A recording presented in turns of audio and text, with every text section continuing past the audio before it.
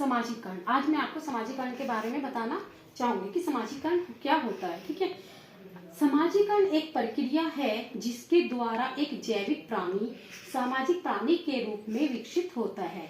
यानी कि जब एक छोटा सा बच्चा होता है, उसे समाज के बारे में, माँ बाप के बारे में किसी भी तरह की कोई नॉलेज नहीं होती, कोई ज्ञान नहीं होता कि मेरा समाज में कैसे विकास हुआ या मैं कौन हूँ क्या नहीं हूँ।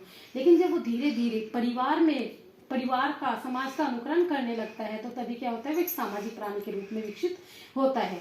जैसे कि हम परिभाषा ले लेते हैं, एक शिशु है। एक शिशु का जब व्यक्तित्व विकास होने लगता है, जब वो पापा माँ कहने का अनुकरण करने लगता है, तो तभी हम उसका क्या करते हैं, सामाजिक विकास मानने लगते हैं। ठीक है, दूसरे हम परिभाषा इसमें देख सकते हैं कि एक बालक जब समाज में रहकर रीति रिवाज, व्यवहार, खान पीन के बारे में सीखने लगता है, तो वो क्या कहलाता है, सामाजिकरण। यानी कि सामाजिकरण में सबसे मेन पॉइंट है सीखना।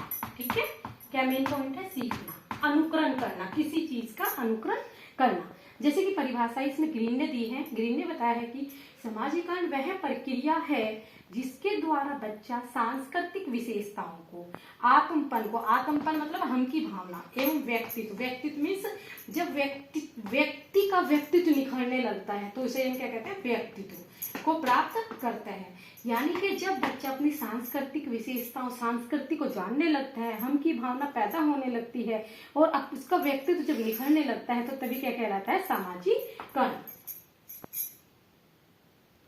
इस प्रकार जिस प्रक्रिया के द्वारा कोई भी प्राणी शास्त्रीय प्राणी सामाजिक प्राणी में बदल जाता है, तो उसे ही हम सामाजिकरण कहते हैं। अब सामाजिकरण होता क्या है, यानी कि सामाजिकरण के कुछ ना कुछ अभिकरण साधन तो होंगे जिससे व्यक्तित्व का विकास होगा, जिससे प्राणी शास्त्रीय प्राणी समाज में बदलेगा। जैसे परिवार, ठीक है, परिवार में क्या होता है, सबसे पहले उसका सामाजिकरण का जो महत्वपूर्ण भूमिका निभाती है वो परिवार में निभाती है, क्योंकि सबसे पहले बच्चा कहाँ जन्म लेता है, परिवार में, इसलिए परिवार को प्रथम पाठशाला भी कहा गया है।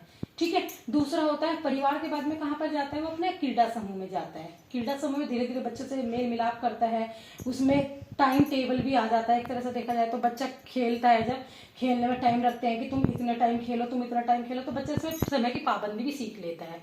क्रीड़ा समूह, पड़ोस में बच्चा व्यवहार, पड़ोसियों का अनुकरण करना सीखता है। ठीक है, तो इस प्रकार ही वह अपने आसपास के वातावरण से जो कुछ सीख लेता है, वही उसका सामाजिकरण करने में महत्वपूर्ण भूमिका और अभिकरण बन जाता है।